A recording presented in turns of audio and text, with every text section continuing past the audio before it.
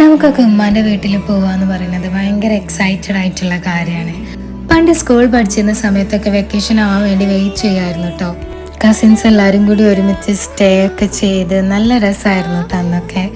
അന്ന് രാവിലെ നേരത്തെ എണീറ്റ് ഞാവൽപ്പഴം പെറുക്കാൻ ഓടുന്നതും ഉപ്പ് മുളകൂട്ട മാങ്ങ ഉണക്കി കഴിക്കുന്നതൊക്കെ ഇപ്പോഴും ഓർമ്മ വരുന്ന സംഭവങ്ങളാണ്.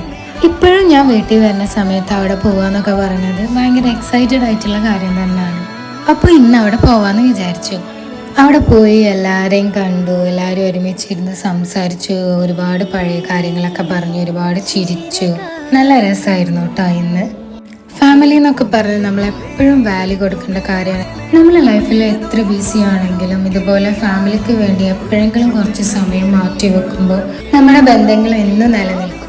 നമ്മുടെ ലൈഫിൽ എന്ത് നേടിയാലും without family we are nothing.